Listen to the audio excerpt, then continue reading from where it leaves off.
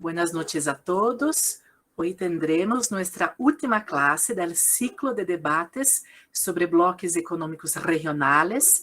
La clase de hoy es sobre los mega acuerdos comerciales regionales. Iremos tratar sobre el acuerdo de asociación Transpacífico y Asociación Económica Regional Integral. Tenemos como invitado Sebastián Herreros, que es ingeniero comercial por la Pontificia Universidad Católica de Chile. Él ha hecho máster en economía en la Universidad de Londres.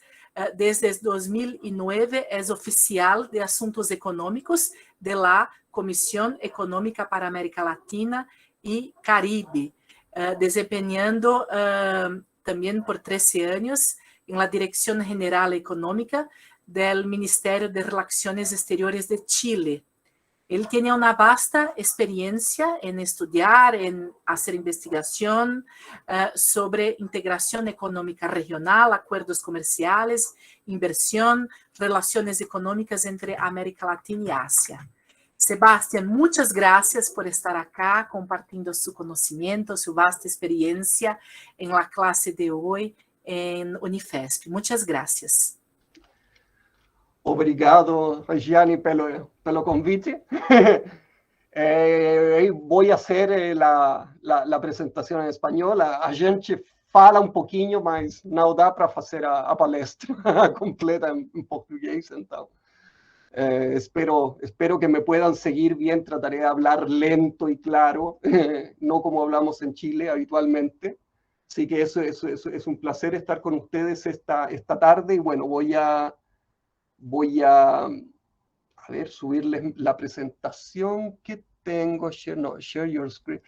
A ver, cancel. ¿Cómo? ¿Alguien? Yo estoy los habituado a usar el puntos, Zoom y el Teams, pero no a presentar en... Vamos a ver, hay una seta para arriba dentro de un cuadro, dentro de una tele, entre la mano y los 3 puntos. Entre la mano... Abajo, levantar la sí. mano, desactivar cámara, desactivar micrófono, presentar... No, mano, presentar, exactamente. Ya, esta seta. pero, y ahí sale una ventana. Sí, sí. O la tela o una ventana. Pero eso es el yo le aviso. No, eso es el calendar, no. Porque acá lo tengo, sí, aquí la tengo abiertísima. O la tela inteira va a enseñarnos la tela de su ordenador, de su computador. Ay, qué desastre, ¿no? A ver. No, tranquilo. Pues, tu pantalla completa. Exacto. Sí, Sí, pero, está bien esta la pantalla. Pero es que la pantalla lo que me sale es ustedes mismos. Pero ahí va a poner la presentación y nosotros vamos a ver. Primero vamos a ver el Google Meet que está viendo ahora. Y después, cuando cambiar para la presentación, su pantalla, vamos a ver. A ver, pero no, porque... Sí, la pantalla, exacto, está bien. Ya, está presentando. Ahora ponga para nosotros, exactamente. ¿Lo ven? Sí, vemos su pantalla entera. Ya, fantástico. Ahí, fantástico. perfecto, Bueno, estamos viendo. Bueno, muy bien. Entonces, son las 6:13 hora local, ya, 7:13 hora de ustedes. Muy bien, bueno, como les decía, muy buenas tardes, casi noche allá en Sao Paulo. La presentación que les voy a hacer es sobre los acuerdos comerciales megaregionales en general, y específicamente después vamos a poner el foco en estos 2 macroacuerdos que ocurren en Asia, que son el CPTPP y el RCEP. La estructura de la... Se puede poner en pantalla completa, F11. F11, exactamente ahí. ¿Sí? Gracias, ya, perfecto. Y ahí sí, muy bien. Ya, la estructura de la presentación es, voy a partir primero hablando de algunas transformaciones importantes que han ocurrido en el mapa del comercio mundial en las últimas 3 décadas, que son básicamente, por un lado, el surgimiento de las redes internacionales de producción, o que también llamadas cadenas globales de valor; por otro lado, la irrupción de China en la economía mundial; y tercero, la creciente digitalización de la producción y el comercio. Y después vamos a ver cómo los acuerdos megaregionales son de algún modo una respuesta a una respuesta institucional, digamos, a estas transformaciones que han acontecido en las últimas décadas. Y de ahí vamos a ir ya específicamente al análisis y al contraste entre, por un lado, el CPTPP y por otro lado, el RCEP, y finalmente algunas reflexiones finales sobre qué quieren decir, qué representan estos acuerdos para la gobernanza del comercio mundial, pero también para América Latina y su inserción en el comercio mundial. Vamos entonces primero con las grandes transformaciones, pero antes de eso quería compartir con ustedes esta reflexión que hizo el ex director general de la OMC, Pascal Lamy, de Francia, hace un par de años sobre estos nuevos acuerdos megaregionales. Voy a traducir directamente del inglés. Él dice, más que las tarifas, más que los aranceles, los acuerdos comerciales hoy en día se tratan de medidas regulatorias y otras medidas no arancelarias que en el pasado eran de dominio exclusivo de la política local, de la política doméstica. Por esta razón, los acuerdos comerciales profundos son fundamentalmente diferentes a la generación anterior de acuerdos comerciales. Ellos no solo se orientan a crear nuevo acceso a los mercados entre los miembros, sino también a establecer una integración económica más amplia, incluyendo en bienes, en servicios y en mercados de factores. Creo que es un buen resumen de lo que distingue a estos nuevos acuerdos o mega acuerdos como el RCEP, como el CPTPP, como el acuerdo entre Estados Unidos, Canadá y Estados Unidos. Es una buena reflexión sobre lo que distingue a esta nueva generación de acuerdos comerciales de los acuerdos comerciales tradicionales a los que estábamos acostumbrados en los años 60, 70, 80, incluso 90, que eran mucho más orientados nada más que a liberalizar aranceles. Como vamos a ver más adelante en la presentación, los megaacuerdos regionales tienen una agenda que es muchísimo más amplia y que toca muchas otras dimensiones del comercio. Pero bueno, vamos entonces con las tendencias mundiales, ¿verdad? La primera, sin duda, es la fragmentación geográfica de la producción desde los años 90. ¿Qué quiere decir esto? Puesto en términos simples, quiere decir que mientras que en los años 60, 70 u 80, un automóvil era fabricado en Alemania con componentes exclusivamente alemanes, hoy en día ese mismo automóvil puede que esté hecho en Alemania, pero con componentes que vienen de la República Checa, de Eslovaquia, de Rumania, de Polonia, y con servicios incorporados que quizás se proveen no solo en Alemania, sino también en otros países de Europa o que incluso de otras regiones. En suma, la producción ya no, en muchos segmentos industriales, la producción del bien final ya no ocurre en un solo país, sino en múltiples países, ¿ya? Algunos sectores en los cuales esta dinámica es particularmente notoria es el sector automotriz, por ejemplo, entre Estados Unidos y México. México es un gran fabricante, ensamblador de automóviles y de hecho un gran exportador de automóviles, pero el valor agregado de ese auto no se genera íntegramente en México. Buena parte de ese valor agregado proviene de Estados Unidos y de Canadá, desde donde llegan partes y componentes de ese auto, y ese auto se ensambla en México y se reexporta de vuelta a Estados Unidos o a otros lugares. En el mundo de la electrónica es lo mismo. El teléfono celular, el smartphone que todos ustedes tienen, probablemente fue ensamblado en China, pero con componentes que vienen de Taiwán, de Corea, de Japón, de Malasia, de Estados Unidos, en fin. El sector aeronáutico lo mismo. Tengo un ejemplo que les voy a mostrar en un momento más, pero incluso sectores menos avanzados tecnológicamente como el de la textil y confecciones. Uno compra ropa, por ejemplo, en un t-shirt, una camiseta hecha en Centroamérica y dice Made in El Salvador o Made in Nicaragua o Made in Haití, pero las telas con las cuales está hecha esa camiseta o esos calcetines proviene, por ejemplo, de Estados Unidos. Entonces estamos hablando, como les decía, de un proceso mediante el cual la producción de bienes finales, que antes se hacía solo dentro de un país, ahora se hace en 2 y muchas veces 3, 4, muchos más países. Ahora, ¿por qué eso es así, digamos? ¿Por qué las empresas harían esto? Uno dice, es más fácil producirlo todo en un solo país y ojalá en una misma fábrica, que hacer distribuir la producción en 2, 3, 4 países. Hay todo tipo de costos asociados a eso, de coordinación. Entonces, ¿por qué las empresas hacen esto? Básicamente lo hacen porque es económicamente rentable. ¿En qué sentido? Fundamentalmente por un tema de costos laborales. Es decir, para las empresas multinacionales de los países avanzados, de Europa, Estados Unidos, de Japón, tenía sentido ir a instalar ciertas partes de sus procesos productivos en países más pobres.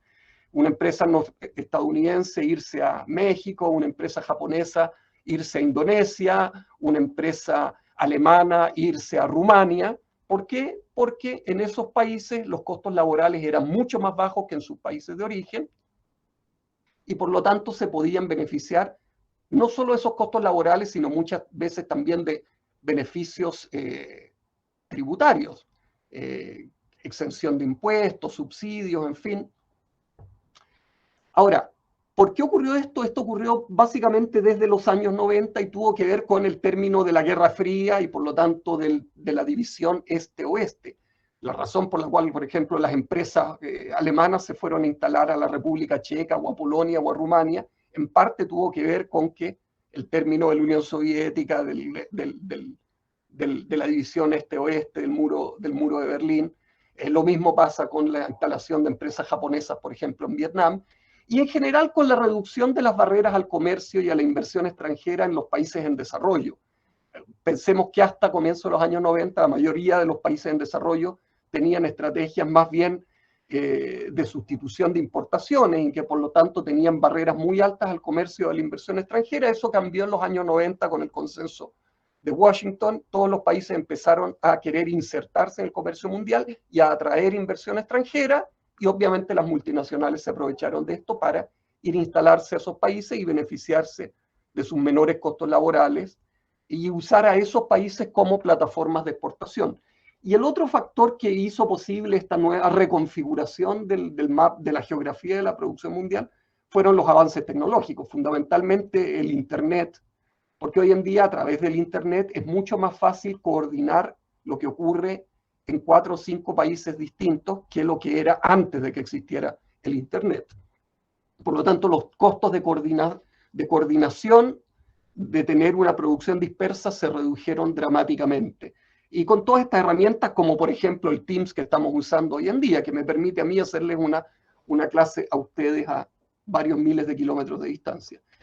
Estas redes internacionales de producción que se comenzaron a configurar a partir de los años 90 están básicamente lideradas por empresas multinacionales, europeas, estadounidenses, algunas de ellas japonesas, chinas, que producen directamente a través de filiales en países en desarrollo o mediante la contratación de proveedores locales. Y este fenómeno en suma dio lugar a lo que Richard Baldwin, un economista muy destacado, ha llamado las 3 fábricas mundiales, que son América del Norte, centrado en Estados Unidos, Asia Oriental, centrado inicialmente en Japón y ahora en China, y Europa, centrado en Alemania. Son las 3 grandes redes productivas mundiales. América Latina, la verdad, no está mucho inserta en esa dinámica, excepto México, que sí está muy vinculado con la fábrica de América del Norte, con Estados Unidos y Canadá. Bueno, algunos ejemplos de estas redes internacionales de producción. Aquí el primer ejemplo es en los países que esto es un mapa del sudeste asiático, aunque no se vea porque no tiene colores, pero lo que muestra son todos los países que están involucrados en la producción de un lector de disco duro, como los que tienen todos los computadores, en la producción de un lector de disco duro que es ensamblado en Tailandia. Entonces, todas las flechas rojas apuntan hacia Tailandia, pero las flechas rojas lo que muestran son los distintos componentes que van en ese lector de disco duro y que llegan desde otros países, desde Malasia, de Singapur, desde Indonesia, Filipinas, Taiwán, Japón, Corea. Y uno dice, bueno, qué complejidad, ¿por qué no hacer concentrar toda la producción entera del lector de disco duro y también de sus componentes en Tailandia? Bueno, porque otros países tienen ventajas en la producción de esos componentes y por lo tanto tiene sentido económico fragmentar la producción. Quizás, qué sé yo, Japón o Corea van a aportar los componentes que son más sofisticados tecnológicamente porque son países más avanzados, mientras que quizás Filipinas va a aportar algunos componentes que no son muy avanzados tecnológicamente, pero que requieren muy intensivos en el uso de mano de obra. Filipinas tiene mucha mano de obra de menor costo. En suma, las empresas multinacionales van radicando cada segmento del proceso productivo en distintos países en función de lo que cada uno de esos países le ofrece en distintas variables, costo de mano de obra, tributación, incentivos fiscales, marco regulatorio, en fin. Y el segundo ejemplo que a ustedes les tocará muy directamente porque es los proveedores internacionales que utiliza Embraer para la producción de sus aviones de este modelo, la familia RJ170. Sabemos, Embraer es una empresa brasileña, digamos, y que tiene operaciones de manufactura en Brasil, como también las tiene en otras partes, en China, si mal no me equivoco, pero incluso las operaciones de manufactura de producción de aeronaves que están en Brasil, no todo viene de Brasil, como es obvio. Buena parte de los distintos componentes de ese avión vienen de otros lugares, Estados Unidos, España, Francia, Bélgica, en fin, Alemania. Entonces, primera tendencia que veíamos, fragmentación de los procesos productivos, y esto implica movimiento de inversiones extranjeras desde los países avanzados hacia algunos países en desarrollo, no todos, países como Vietnam, países como México, países como los de Europa del Este, que se convierten a su vez en importantes plataformas exportadoras. Segunda tendencia, muy vinculada con la primera, China irrumpe en la economía mundial con un modelo alternativo de capitalismo. Cuando China comenzó a abrir su economía hace ya más de 4 décadas, desde el año 78, de modo muy gradual, este proceso se acelera ya en los años 90, y las empresas multinacionales comienzan a ir a China. ¿Por qué? Porque China ofrecía muy bajos costos de mano de obra. Por lo tanto, era un lugar muy atractivo para radicar operaciones manufactureras ahí y exportar desde ahí al resto del mundo.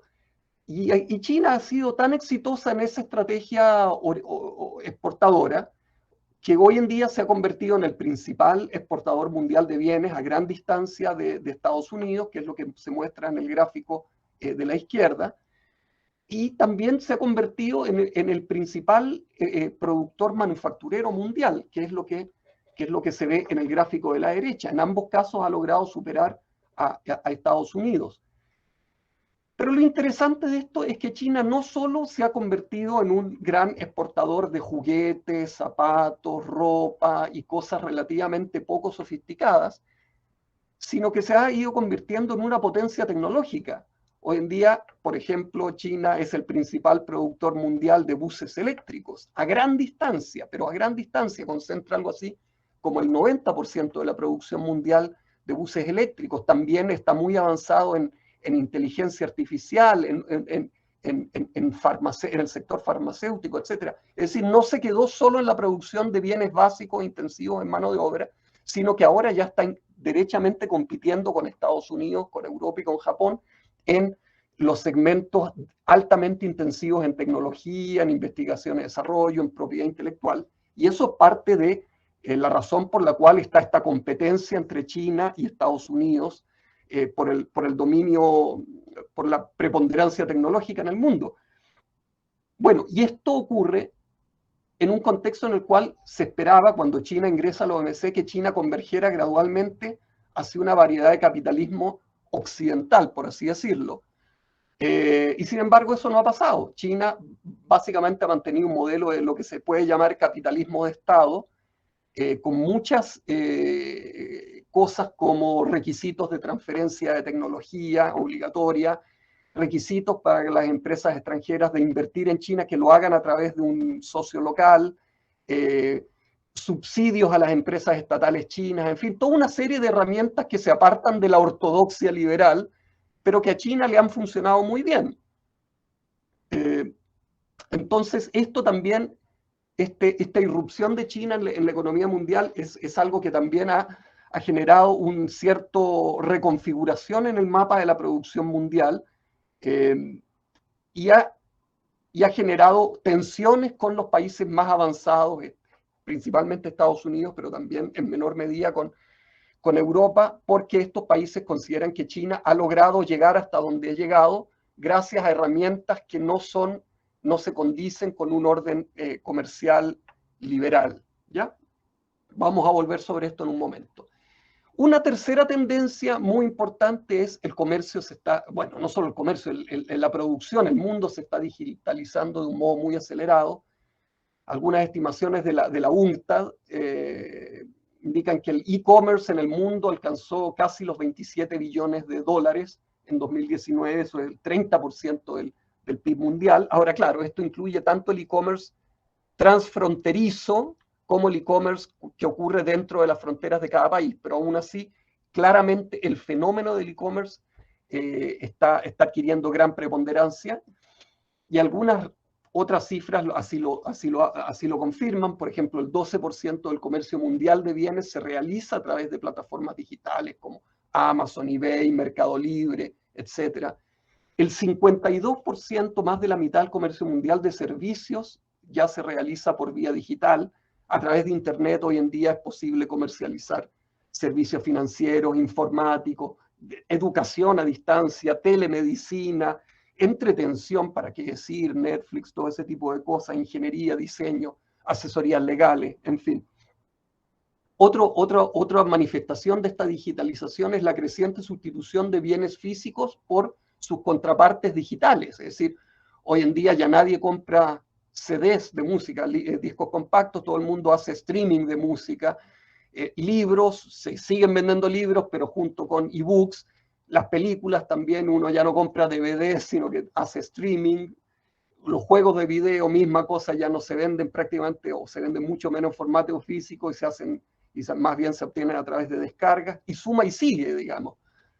La creciente incorporación de servicios en los bienes, tendencia que se conoce como la servificación, y todo esto va a seguir aumentando en los próximos años de la mano de nuevas tecnologías asociadas a la cuarta revolución industrial, como por ejemplo la impresión en 3 dimensiones. Hoy en día uno puede, desde un país a otro país, en vez de enviar una prótesis dental o una prótesis de un hueso o un juguete, uno puede enviar por internet un diseño de ese producto para que en el otro país lo reciban, lo manden a una impresora 3D y fabriquen ese juguete, esa prótesis, ese par de zapatillas deportivas, por ejemplo. Entonces, es claramente la desmaterialización del comercio y su creciente sustitución por productos digitales.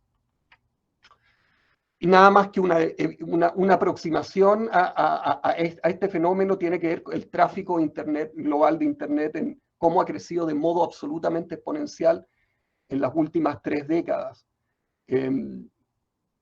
Y aquí, bueno, les voy a leer un dato que es impresionante. Digamos, en 1992, hace 30 años, el tráfico global de Internet era 100 gigabytes. Y eso equivale básicamente a 10 hogares que ven series de Netflix durante 10 horas. Dense cuenta hasta qué punto ha aumentado el tráfico global de Internet. Y mucho de eso tiene que ver precisamente con este comercio transfronterizo de productos digitales, de servicios digitales. Bueno, ahí hemos pasado rápidamente por estas grandes tendencias. Entonces ahora voy a la segunda parte de la presentación, que es, ok, ¿en qué medida estos acuerdos megaregionales son una respuesta a las transformaciones del comercio mundial?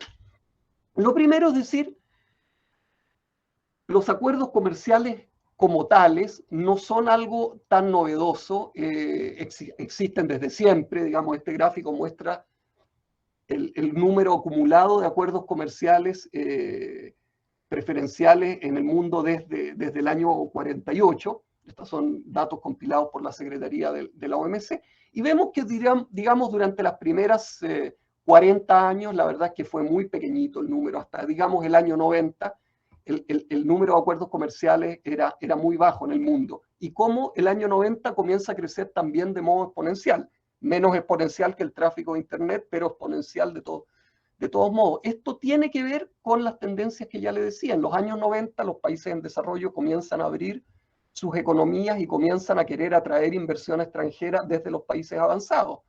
Y entonces, ok, las multinacionales de Estados Unidos cruzan la frontera y se van a instalar a México, o las multinacionales japonesas se van a instalar a Indonesia, pero esas multinacionales le dicen a sus gobiernos, ¿sabe qué? Yo voy a ir a México, pero México es riesgoso, no, es un país que hasta hace poco estaba contra el libre comercio, que no quería inversión extranjera. Yo tengo temor de que me vayan a expropiar la inversión o no vayan a respetar mis derechos de propiedad intelectual. ¿Cómo me protejo de esto? Bueno, negociemos un acuerdo comercial que me dé garantías, que le dé garantías al inversionista extranjero para que pueda ir a instalarse a México o a Indonesia, según sea el caso, con mayor tranquilidad. Y entonces, justamente a partir del año 90, que comienzan a aparecer los acuerdos comerciales de tipo norte-sur, es decir, entre un país desarrollado y un país en desarrollo. El ejemplo clásico en esos primeros años fue el NAFTA, el Acuerdo de Libre Comercio de América del Norte, que involucraba a Estados Unidos y Canadá, dos países desarrollados, y a México, que era un país en desarrollo. ¿Y cuál era la lógica del NAFTA? Precisamente apoyar este proceso de instalación de empresas multinacionales, principalmente de Estados Unidos, en México para beneficiarse de sus menores costos laborales y usar a México como una plataforma de ensamblaje y exportación. Por lo tanto, esta tendencia creciente en el número de acuerdos comerciales a partir de los años 90 tiene mucho que ver, como les decía, con la apertura de los países en desarrollo al comercio y a la inversión extranjera y a la llegada de capitales desde esos países avanzados que requerían nuevos acuerdos que les dieran mayores garantías para poder operar en los países en desarrollo. Ahora bien, la mayoría de estos acuerdos que ustedes ven acá en esta línea roja eran bilaterales, ¿ya? Ahora, ¿qué pasó? Que bueno, que a medida que estas redes internacionales de producción se fueron desarrollando, se fueron haciendo cada vez más complejas, cada vez más países participaban en la producción. Como ustedes ven, vuelvo al ejemplo del lector de disco duro en Tailandia. Ustedes vieron, habían 8 o 10 países más que aportaban componentes para poder producir ese bien final. Entonces, estamos hablando de redes muy complejas en que participan muchos países, pero en las cuales además no solo hay flujo de bienes finales, sino también hay flujos de bienes intermedios, insumos, partes, componentes. También hay flujos importantes de servicios, digamos, servicios de logística, servicios de transporte, servicios financieros. Hay flujos de inversión extranjera directa, porque para que haya una cadena global de valor o una cadena regional de valor, por definición tiene que haber inversión extranjera. Tiene que haber una empresa de un país que fue a instalarse a otro país para producir allá. Hay flujos de información, hay flujos de personas que se mueven dentro de la misma empresa, desde la casa matriz en Alemania a la subsidiaria en Sao Paulo o en Ciudad de México para ver cómo está andando la producción, coordinarla, etc. Entonces, estamos hablando de un comercio mucho más complejo que el comercio al que estábamos habituados hasta antes de los años 90. Y ese comercio, ya las barreras ya no son tanto arancelarias, porque los aranceles han bajado mucho en el mundo, sino que son crecientemente regulatorias, digamos, de muchos tipos, estándares técnicos, por ejemplo, normas de seguridad o de emisión de contaminantes. Pensemos en una cadena de producción de automóviles. Ocurre que en Europa las normas de seguridad, qué sé yo, requieren que cada auto tenga cinturón de seguridad, tanto los asientos de adelante como los de atrás, como requisito obligatorio, pero quizás en Estados Unidos solo es obligatorio el cinturón de seguridad en los asientos de adelante, pero no en los de atrás. O las normas de emisión de contaminantes, que en Europa puede que sean más estrictas que en Estados Unidos o en América Latina. Entonces pensemos en la General Motors, que produce en Brasil, que produce en Europa, que produce en Estados Unidos. Desde el punto de vista de la General Motors, ellos preferirían que la norma sea una sola, porque producir el mismo modelo de auto con distintas especificaciones técnicas según el mercado es costoso. Por lo tanto, esas empresas van a querer, ojalá, buscar acuerdos, que sus países negocien acuerdos comerciales que de algún modo generen normas más horizontales en los distintos mercados en los que operan. Otro tipo de barreras al funcionamiento de las cadenas de valor es el trato discriminatorio de las inversiones extranjeras. Hay países que no la permiten, hay países que la permiten, pero solo con un tope de propiedad extranjera o solo en asociación con un socio local. El trato discriminatorio en las compras públicas. Hay países que tienen sus mercados de compras públicas completamente abiertos a proveedores extranjeros, pero hay otros que por el contrario privilegian a los proveedores nacionales. La insuficiente protección de la propiedad intelectual, cuando una multinacional, por ejemplo, farmacéutica, que es una industria muy intensiva en investigación y desarrollo, cuando una multinacional farmacéutica va a instalarse, que sea alemana, va a instalarse a un país mucho más pobre, tiene un régimen de protección de la propiedad intelectual más débil, más laxo, esa empresa, bueno, puede temer que por ahí le roben sus patentes, le roben su conocimiento y después le compitan de manera desleal, digamos, mediante la producción de genéricos, por decir algo. Requisitos de contenido local, cuando el gobierno local le dice a la multinacional, venga, ok, se puede instalar en mi país, pero usted tiene que, el 30% de su producción tiene que obtenerla de productores locales, o usted se puede instalar en mi país, pero tiene que hacer transferencia forzosa de tecnología, que es lo que ha hecho China, por ejemplo. Y ahora ya en la época de la digitalización, ha surgido otro tipo de barreras, como es, por ejemplo, el bloqueo de sitios web, y China es el ejemplo más evidente. Muchos de los sitios web que todos nosotros consultamos, usamos todos los días, en China simplemente no se pueden acceder, ya sea por motivos de control político o por motivos derechamente de política industrial, que es, ok, no se puede acceder a Facebook y entonces China desarrolló su propio Facebook, no se puede acceder a Twitter, China desarrolló su propio Twitter, no se puede acceder a Amazon, China desarrolló su propio Amazon, las restricciones a los flujos transfronterizos de datos, en fin. Entonces estamos hablando que los acuerdos comerciales tradicionales, que eran fundamentalmente de tipo bilateral y que se centraban fundamentalmente en la liberalización de aranceles, de algún modo ya no eran capaces de hacerle frente a la complejidad de las redes internacionales de producción, porque por un lado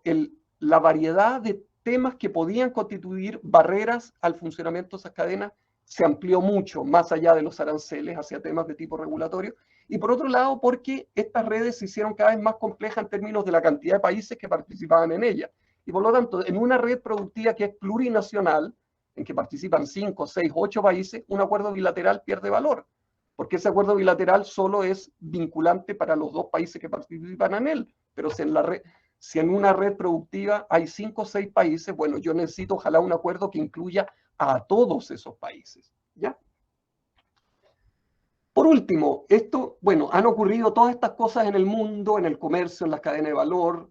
Sin embargo, la OMC no ha logrado, que es la que tiene, supuestamente uno diría, bueno, la OMC es la Organización Mundial del Comercio, es la que debiera elaborar las nuevas reglas para este mundo de un comercio más complejo a través de cadenas de valor. Sin embargo, por razones que no vamos a elaborar ahora, la OMC no ha sido exitosa en eso. O sea, si uno piensa, los acuerdos multilaterales por los que se rige el comercio mundial hoy en día son los acuerdos de la Ronda Uruguay. Y la Ronda Uruguay se acabó en 1994, en los inicios del uso masivo del Internet. Es decir, en un mundo que era completamente distinto al de hoy, en un mundo sin Amazon, sin cadenas de valor, era otra cosa.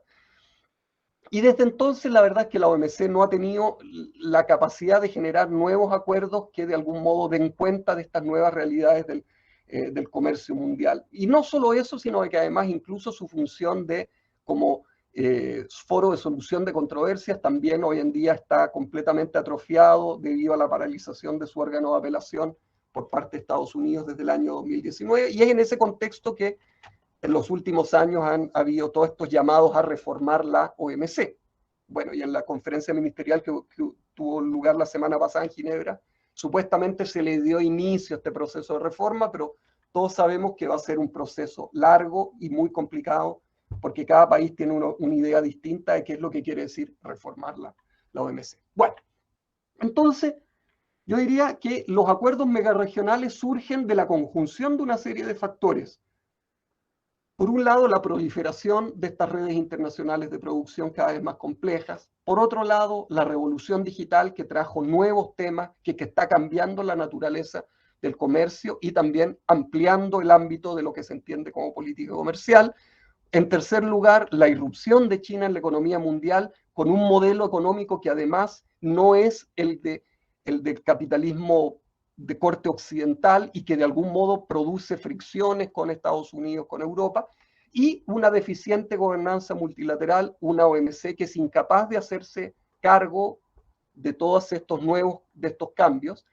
Y por lo tanto, en definitiva, si hay una demanda por nuevas reglas para el comercio y para las cadenas de valor, y esas reglas no pueden ser elaboradas a nivel multilateral como sería la OMC, inevitablemente se termina recurriendo a soluciones de second best, como se diría en economía, y esas soluciones de second best son los acuerdos mega regionales.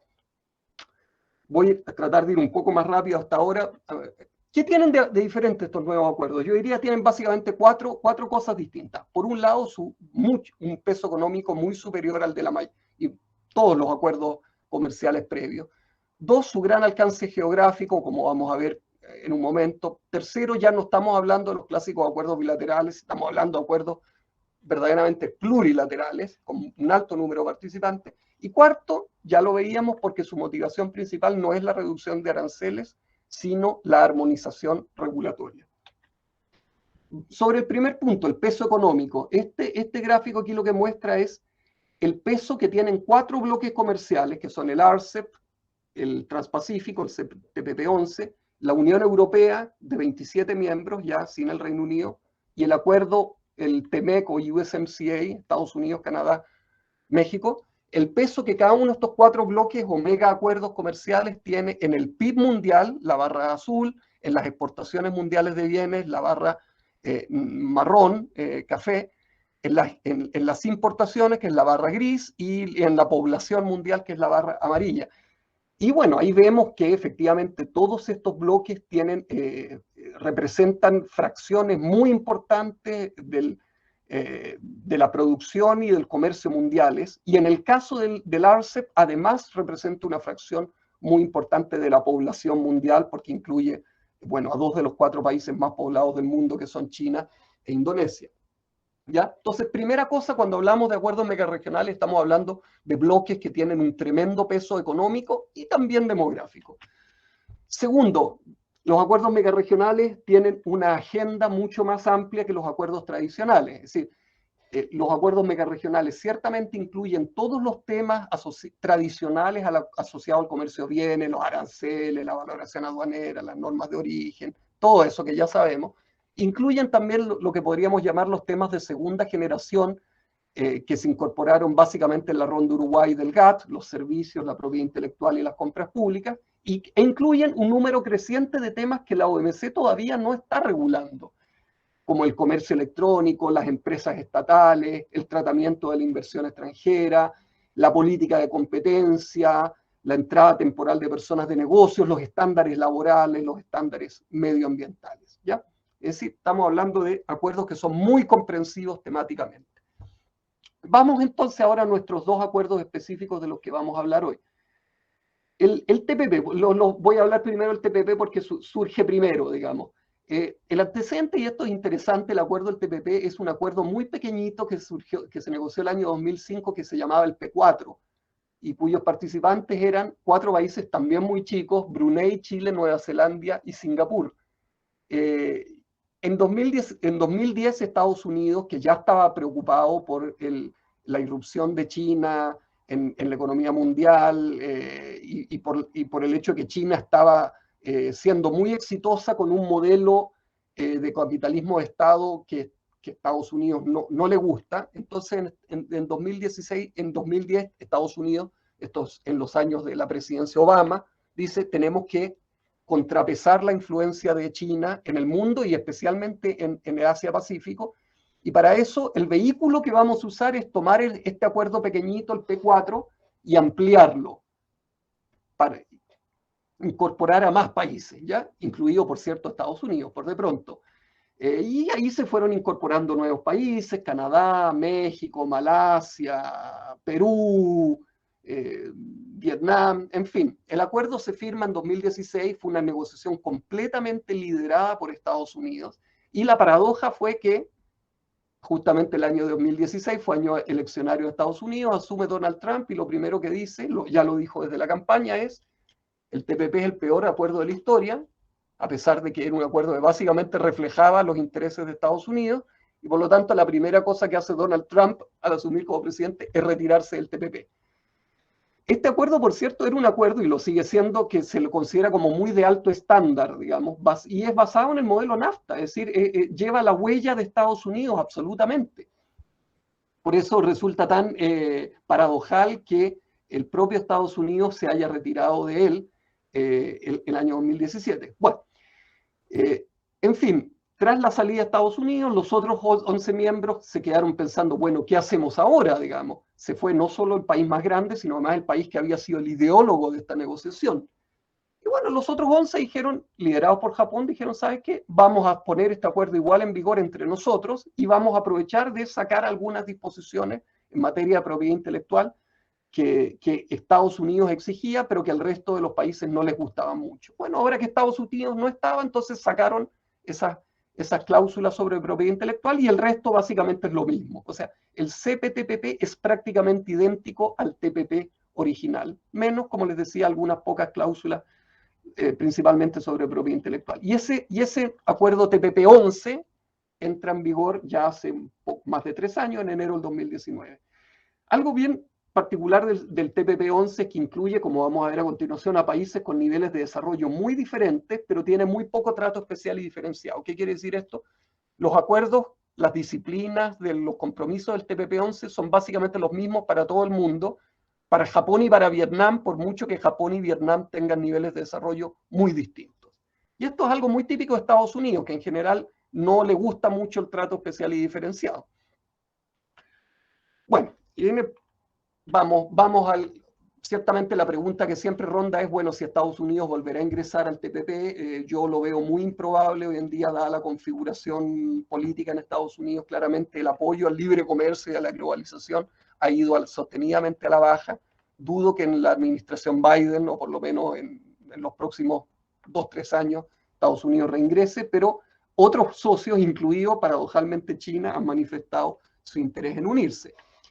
Y bueno, pocos años del 2010 parte la negociación del TPP-11, el 2012, 13 en realidad, parte la negociación del Regional Comprehensive Economic Partnership. Algo primero que quisiera decir, este no es un acuerdo liderado por China. Mucha gente dice, China es el ideólogo del RCEP. Para nada. China, el RCEP es una creación de la ASEAN, de la Asociación de Naciones del Sudeste Asiático, que son, bueno, 10 países, Malasia, Singapur, Filipinas, Indonesia, Tailandia, Vietnam y otros.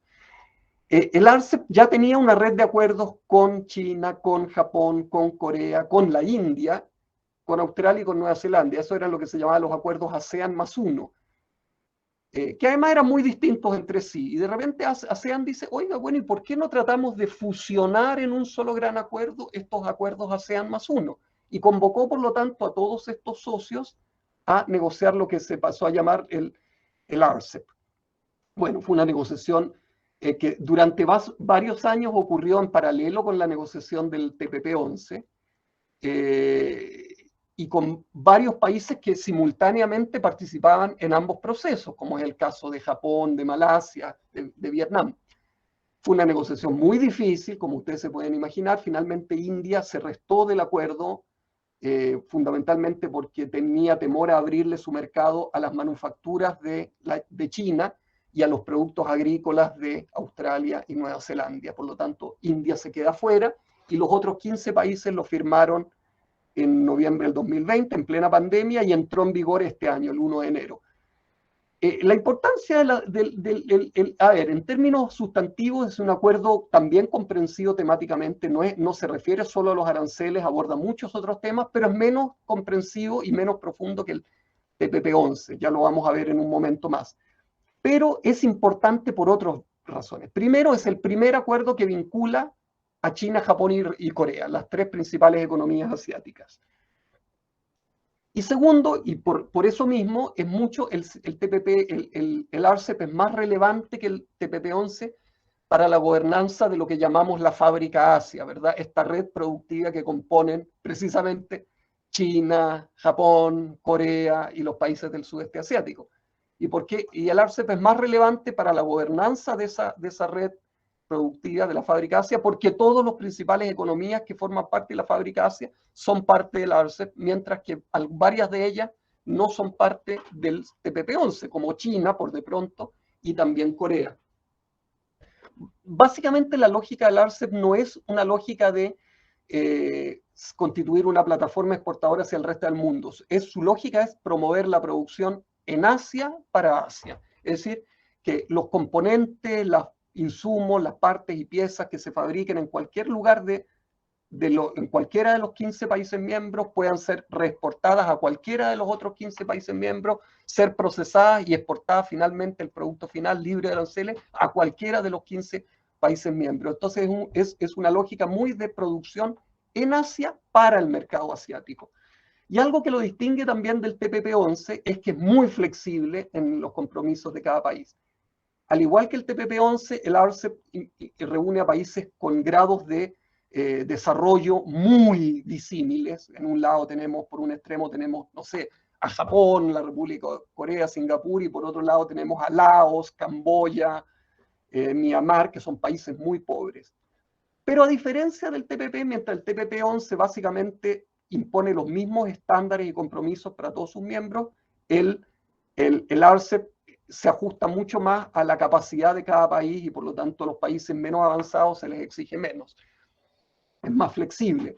Y algo muy interesante a mi modo de ver del RCEP es que también reúne a países que han tenido en los últimos años y que siguen teniendo importantes diferencias políticas.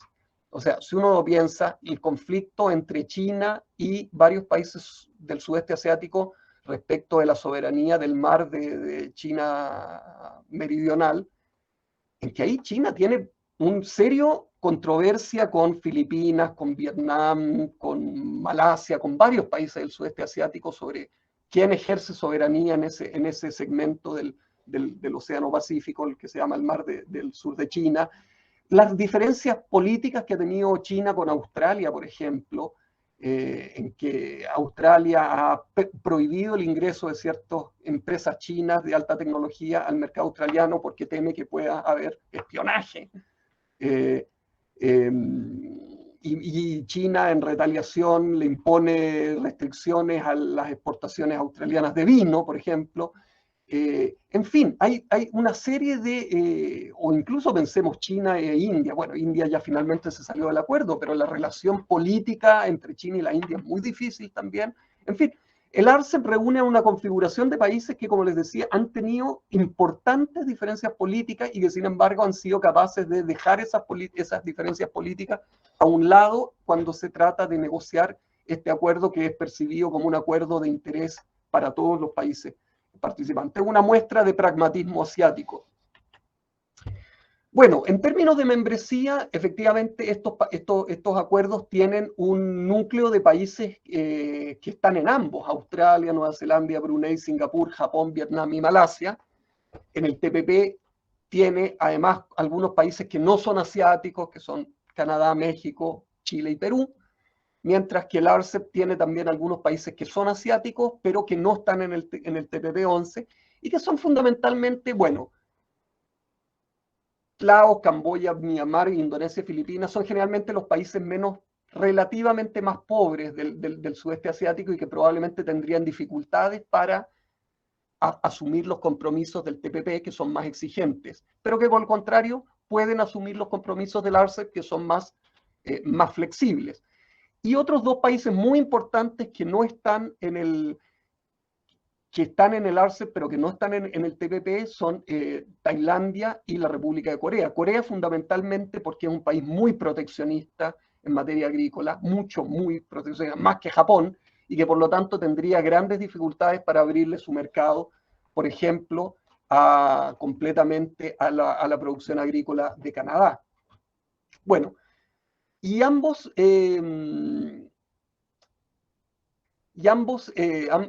países tienen también, ambos acuerdos tienen, bueno, sobre todo el TPP, por el RCEP recién acaba de entrar en vigor, pero el TPP tiene ya países que han manifestado derechamente, formalmente su interés en ingresar, y no todos ellos son asiáticos. Por de pronto el Reino Unido, que ahora ya no forma parte de la Unión Europea, está buscando nuevos socios por el mundo y ha formalmente expresado su interés en ingresar al TPP-11. También Taiwán, pero eso es complicado por el mensaje que esto pudiera enviar hacia China. La propia China ha expresado su interés en ingresar al TPP, lo cual es una gran paradoja porque el TPP, como vimos hace un momento, nació precisamente como una estrategia de Estados Unidos para contener la influencia de China en Asia. Y en nuestra región, Ecuador ha manifestado también su interés en ingresar. Y bueno, Corea del Sur y Tailandia también han manifestado algún interés, pero no lo han formalizado. Por lo tanto, como vemos, hay mucho traslape entre un acuerdo y otro, y la situación es muy fluida en el sentido de que ambos puede que aumenten su membresía en los próximos años, incluyendo países que ya no son ni de Asia ni del Pacífico, como sería el caso del Reino Unido. En términos de tamaño económico, el RCEP es mucho más grande que el TPP. O sea, tiene un PIB conjunto de 26 trillion dólares, en español sería billones, 26 billones versus 11 billones del TPP. Es decir, el tamaño económico del RCEP es más del doble que el tamaño económico del TPP. En términos de población, bueno, el RCEP cuadruplica al TPP porque está China, y porque está Indonesia, y porque hay otros países muy poblados de Asia. Y en términos de comercio también, ahí la diferencia es menor, pero aún así también el volumen de comercio que moviliza el RCEP es casi el doble del volumen de comercio que moviliza el TPP. Por lo tanto, vemos que el TPP es un acuerdo más profundo, más sofisticado, incluso si ustedes quieren, pero con menos incidencia económica y demográfica. Aquí me permití hacer en esta tabla trato de hacer una comparación en términos ya de contenidos de ambos acuerdos. No quiero marearlos con los detalles, pero veamos rápidamente. En términos de liderazgo, claramente en el TPP el ideólogo del acuerdo fue Estados Unidos inicialmente, ahora ya no está, pero dejó su impronta. Es decir, es un acuerdo que uno lo mira y sabe que Estados Unidos pasó por ahí, en la estructura y en los contenidos, mientras que el liderazgo, por el contrario, en el caso del RCEP, fue más colectivo y emanó de los países de la ASEAN. Ambos acuerdos están abiertos al ingreso de nuevos miembros, incluso países que no sean asiáticos ni del Pacífico. En términos de apertura en bienes, el TPP es más ambicioso que el RCEP, particularmente en el ámbito de la agricultura, digamos. El RCEP es mucho más flexible y por lo tanto si Japón o Corea tenían graves problemas para abrir el sector agrícola, se les permitió, bueno, mantener cierto nivel de protección, mientras que el TPP es mucho más exigente porque eso es algo que siempre Estados Unidos exige, que las excepciones sean las mínimas posibles en materia de acceso a mercado. Ambos tienen apertura en materia de servicios, pero esto ya es algo muy técnico. El TPP se hace a través de mecanismos de lista negativa, perdón, ahí dice positivas, negativas, y en cambio el RCEP lo hace a través de un mecanismo híbrido. No voy a entrar en esto porque es demasiado técnico. Pero uno podría decir que la apertura en servicios del TPP es mayor que la del RCEP, eso sí lo podemos decir. En propiedad intelectual, misma cosa.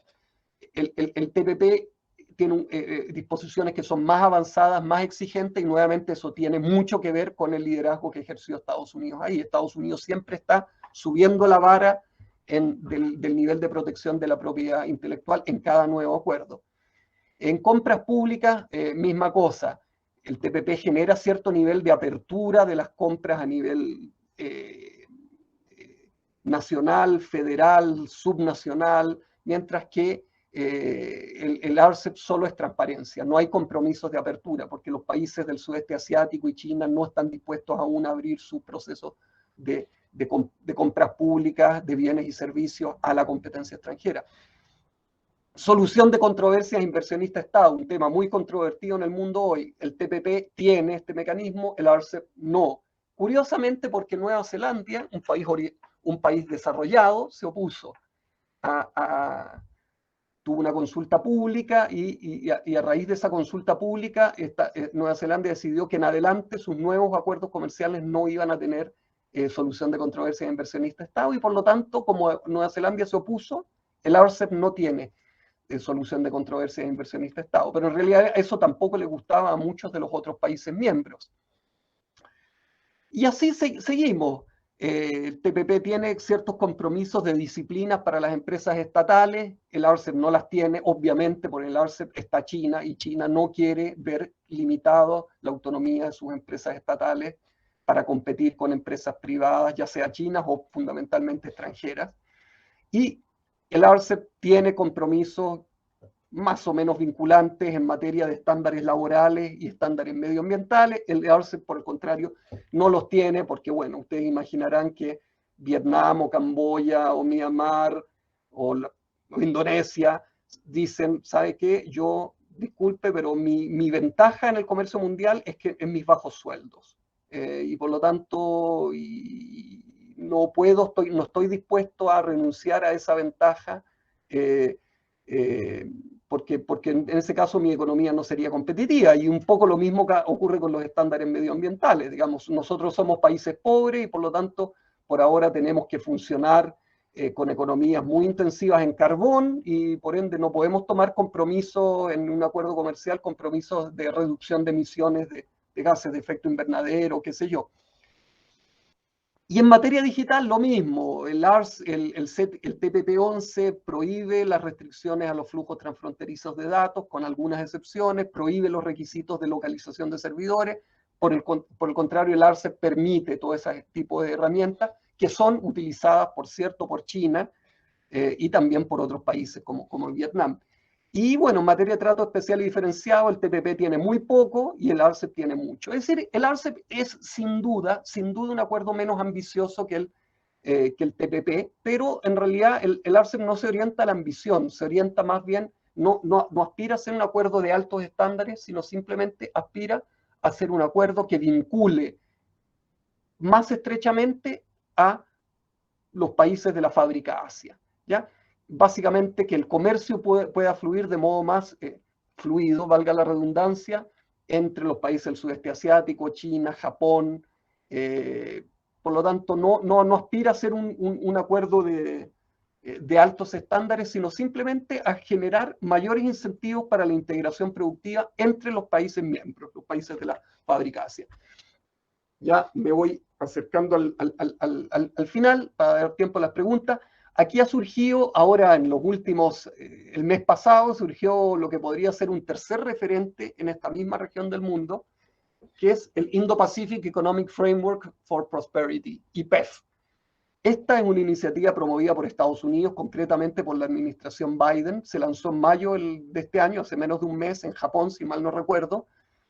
Es una iniciativa, al igual que el TPP en sus inicios, en la época de Obama, el IPEF es una iniciativa para contrapesar la influencia de China en Asia y compensar la salida de Estados Unidos del TPP.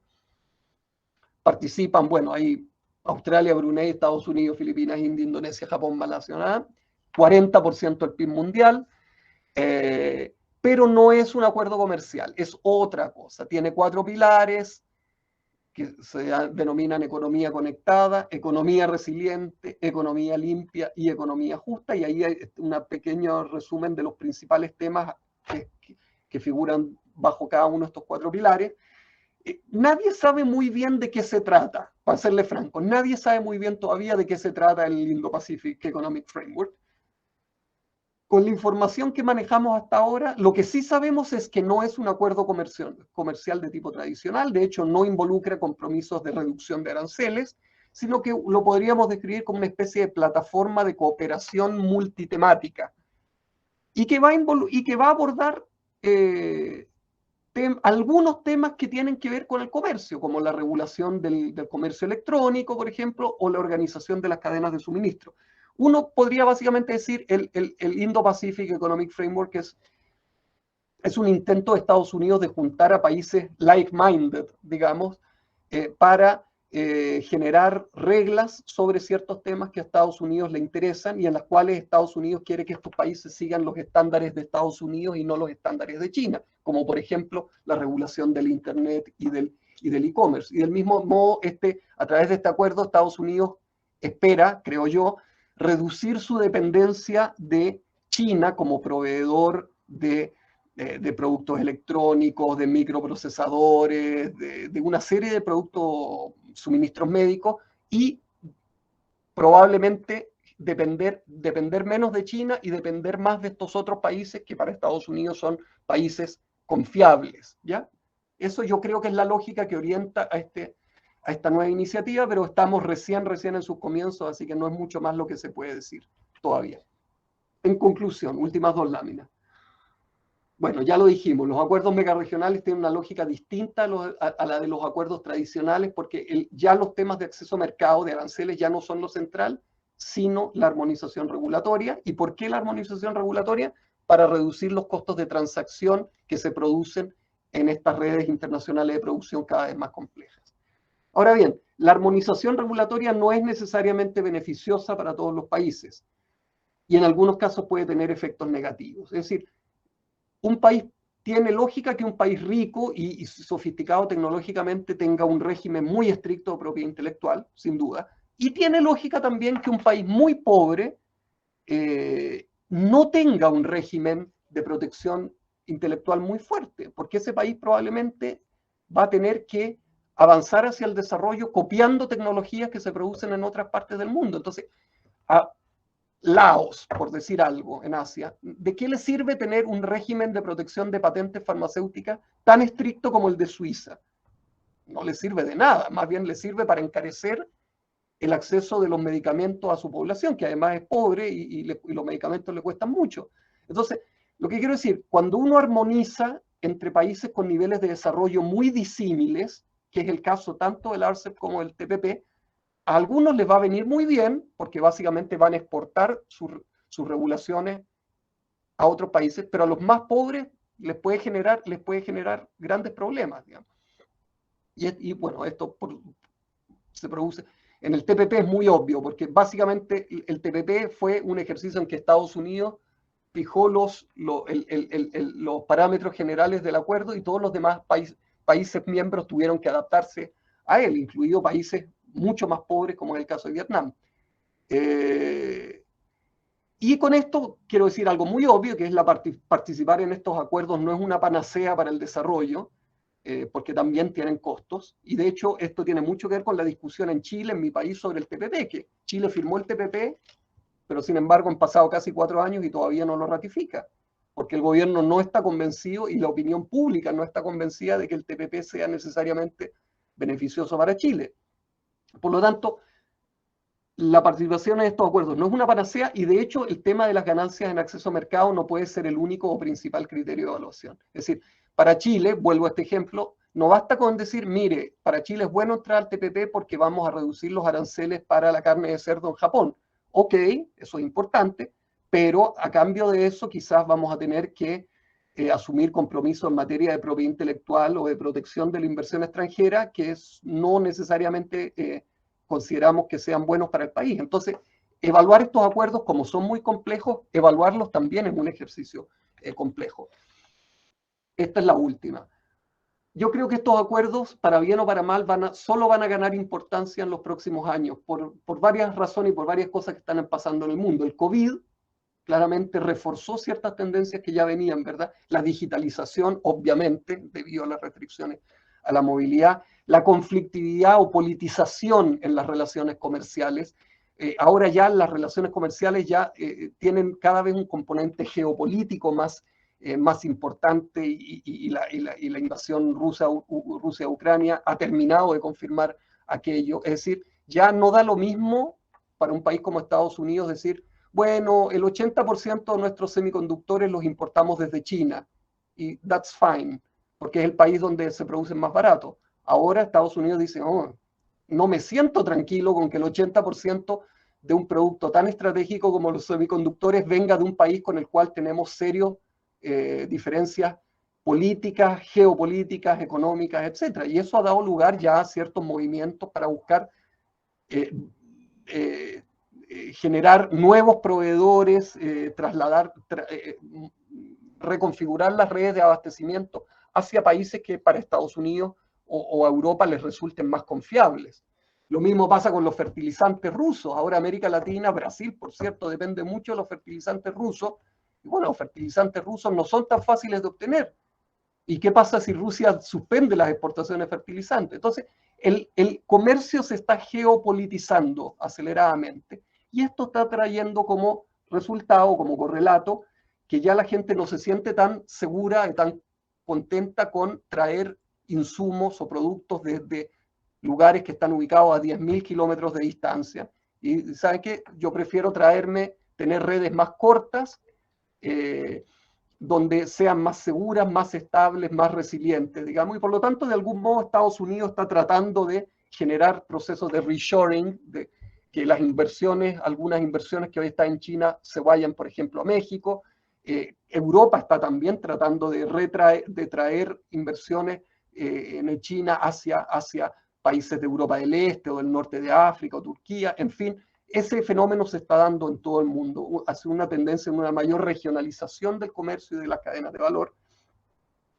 Y por otro lado, la crisis de la OMC continúa y no tiene visos de que vaya a terminar muy luego. Entonces, en todo este contexto, uno dice, bueno, aquí los acuerdos megaregionales pueden terminar de algún modo suplantando a la OMC, o sea, asumiendo las funciones de la OMC y fragmentando el comercio mundial en esferas de influencia de las principales economías. Y esto es un riesgo serio, digamos, en que vamos a tener un bloque asiático con ciertos estándares, que si uno quiere comerciar con ese bloque tiene que cumplir con ciertas reglas, y un bloque norteamericano que va a tener otras reglas distintas a las del bloque asiático, y otro bloque europeo que va a tener otras reglas distintas a las del bloque asiático, y para una región como América Latina, que no tiene, que depende mucho tanto de sus exportaciones a Estados Unidos, eso puede generar problemas, porque al final, el día de mañana, de algún modo nos pone en una situación imposible, que es, ok, yo quiero exportar mi producción tanto a Estados Unidos como a China, pero Estados Unidos, para exportar a Estados Unidos los requisitos son ciertos, tales requisitos, y para exportar a China son completamente distintos.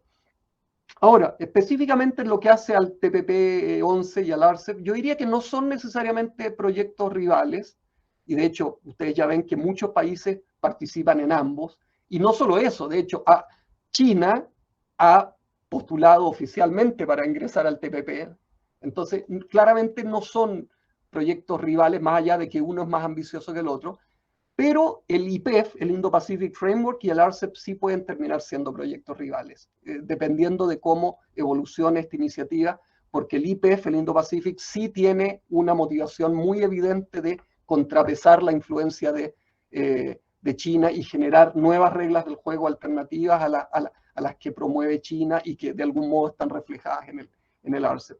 Una última reflexión, y aquí me callo, ahora sí, es que, bueno, en este escenario mundial que es muy incierto, muy geopolitizado, muy cambiante, yo creo que América Latina ya no puede seguir ignorando la necesidad de profundizar su integración económica regional. Todas las otras regiones del mundo están haciendo la tarea de profundizar sus redes productivas locales, lo está haciendo Europa, lo está haciendo América del Norte, lo está haciendo Asia, incluso África, a través del área continental africana de libre comercio. Y yo diría América Latina es la única región del mundo que, bueno, comercia muy poco consigo misma y que cada vez comercia menos consigo mismo y que está cada vez más desintegrada. Y en este escenario mundial, insisto, de un comercio más incierto y más proteccionista y más sujeto a la geopolítica, yo creo que la estrategia más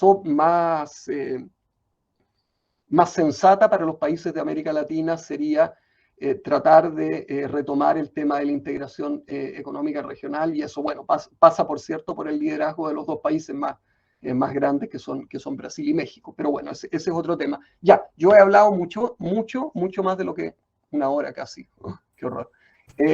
Me quedo aquí, Regiane, y quedo abierto a comentarios o preguntas. Muchas gracias, Sebastián. Fue una brillante exposición. Aprendemos mucho con usted hoy. Esperamos que tengamos años más prósperos que los 2, 3 años pasados, que fueron muy difíciles. Sebastián, fue un placer tenerlo acá en Unifesp, en nuestra clase. Espero que sea la primera vez de otras, ahora con la tecnología que ha hablado tanto en su exposición, ¿no? Hemos logrado tenerlo acá. Muchas gracias, fue muy muy interesante para nosotros. Después le encaminaré el certificado de participación. Muchísimas gracias, muchísimas gracias, Regiane. Y bueno, yo les voy a compartir la presentación también, porque bueno, pasé todo lo rápido que pude y por lo tanto hay cosas que probablemente no las alcancé a mostrar en detalle, pero por intermedio tuyo se la puede hacer llegar a los alumnos. ¿De acuerdo? ¿Ya? Yo te la envío. Y bueno, muchísimas gracias, fue un placer y